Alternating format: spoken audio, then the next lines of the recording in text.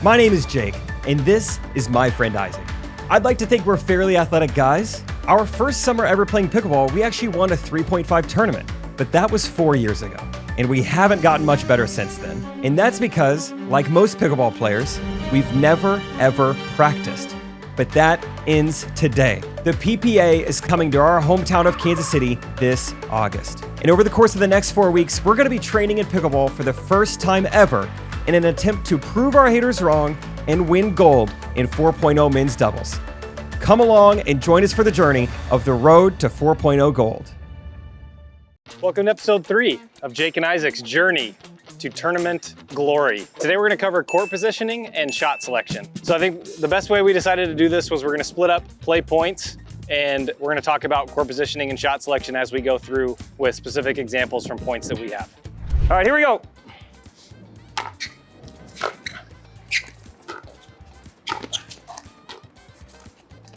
Gosh, dang. There's 3 spots that Jake could have hit into. It's up the line, middle, or cross. You can cover 2 of 3 really well. You kind of have to give up one, and you guys are willing to give up that hard angle cross. Yeah. If Jake hits that, too good. Yeah, that makes sense. It's the exact same principle when you're at the kitchen line too. If the ball's over here, so if a dink goes to TJ right here, then my responsibility is protecting line.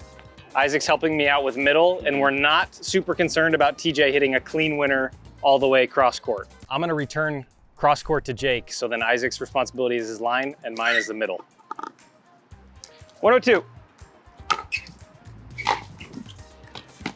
Wow, I died. All right, so one thing to note there, I returned cross. Jake hit a good drop to my left, but he didn't beat me, because him having to beat me over here would require an incredible shot with a ton of pace and topspin, but his ball landed, I had time to go get it and get it back in play.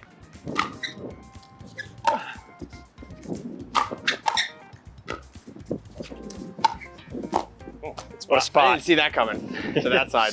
So why did you choose that spot? You have a lot of options. So High dink. that's a great question. So I chose that spot because Isaac was further back than Scott. Isaac was kind of in no man's land, and so I knew if I got it anywhere near his feet, that was going to be an incredibly hard shot for him to return.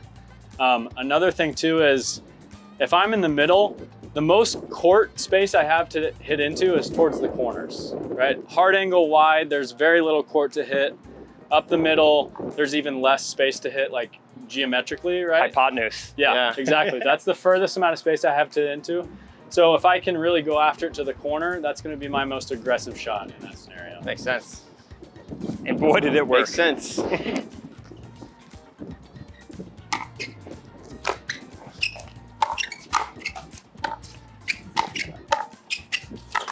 Oh, I like it. Isaac's trying to go to the corners. So Trying to go to the corner. there, I have something to add for that spot too. So I took away the middle on that last shot that Isaac hit because that was a much easier spot for him to hit. I forced him to go up the line where the high part of the net is, and that's exactly what happened. You made me do that. Yeah, I kind of forced you to hit it up the line, and that's a much harder shot. Yeah, wow. There's so much that goes into higher level pickleball. Isaac and I are just running around, having Just fun. hitting it. You.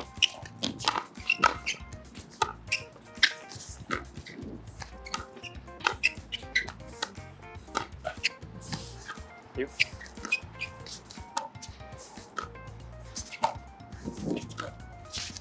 You.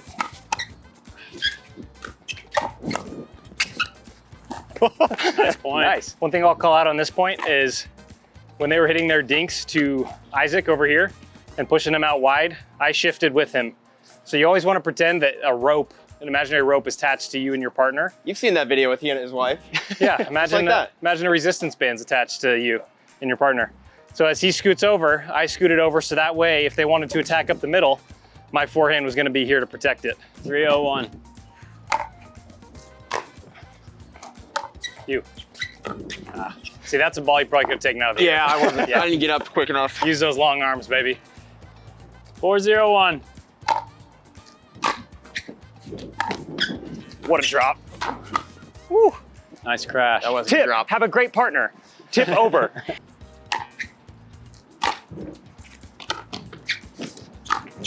Nice shot. Yeah.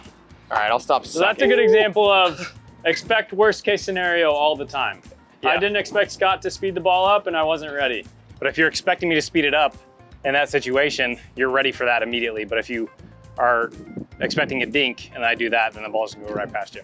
Yeah. Like we always talk about baseball, but it's essentially like sitting fastball, right? Sitting Just always fastball. expect fastball. Correct. Adjust to a curve, Oh, adjust 4? to a change. Doesn't matter. You.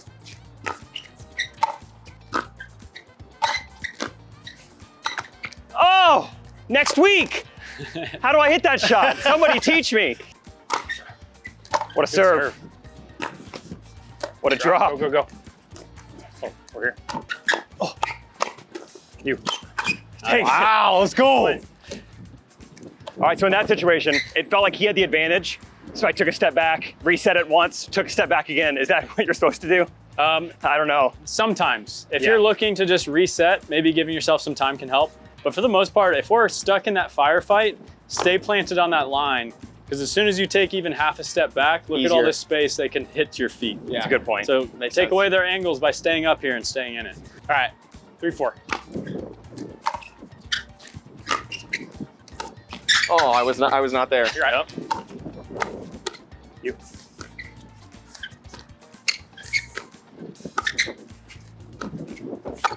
Ah, I knew it was coming. Spot.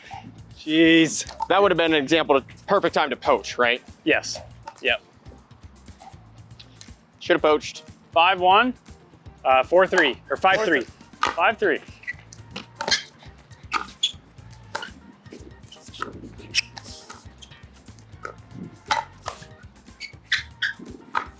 So shot selection wise, Just keep.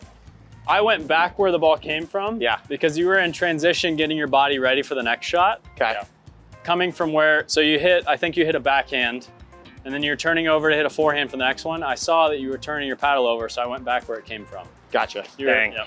It's a lot to process in a short amount of time. Yeah. But I Pretty mean, impressive. a simple way to think about that is you were pulled out wide and you were in transition back to the middle. And so that's why TJ hit it at you, because you were Yeah. still moving. Yeah. Yep. Makes sense.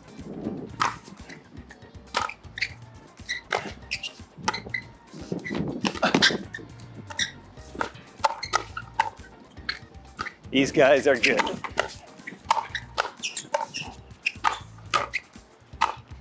You.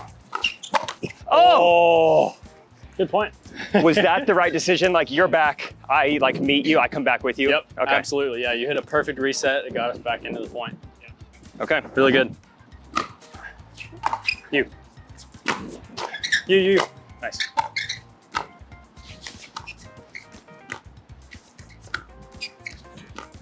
Hey! I was thinking Backhand about an underdog. ATP for a second. I thought better of it. That's a perfect example of why you want to dink middle or cross Yeah. almost every time. Because dinking up the line leaves you vulnerable to the Ernie. Right? Yeah. Somebody's going to jump the corner and hit you in the belly button like I just did to Scott. There's the wrist. There's the wrist. Middle or diagonal? Yeah. You. You. Not great. That's what Sorry. we like. So how'd you choose that shot? Well, I just saw that he was back, so I'm like, I'm gonna hit it hard and make sure I hit the top of the net so that it slows down. He has no chance of getting it. That was the thought process. It's a good aside. You. Go. You. Oh. So talk about that. Talk about the on-the-run tweener reset. Yeah. It's just a really high percentage shot. Yeah.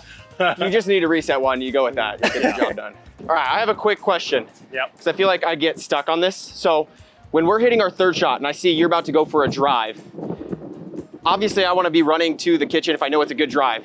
Where do I stand while you're hitting that drive? And how do I know like when to move up? Yeah, that's that a make good sense? question. Because I feel like typically I see you line up for a drive and I just kind of Yeah. settle right here.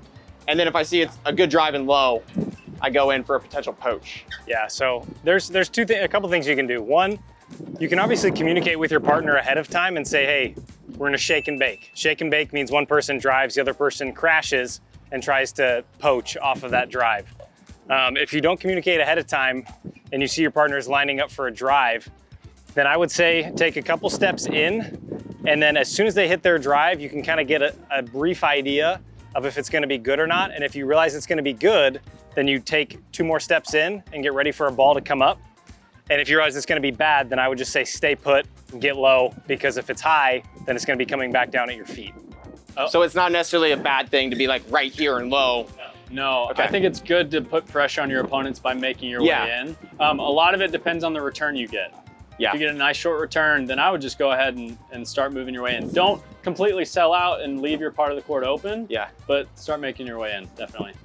All right, one more. Yep. That's so you.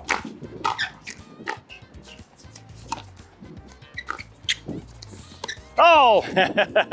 So shot selection. We just talked about avoiding dinking up the line. I saw Jake was pinching middle and realized that the line was open and free, so I dinked down the line. And it was a winner. And it was a dink winner. It worked. Dinner. 2 more weeks till showtime, right? 2 more weeks. I got better today. Thank you guys. Yeah, It's appreciate fun to you learn guys. the mental side of pickleball. See you See you next guys week. next week. Yeah.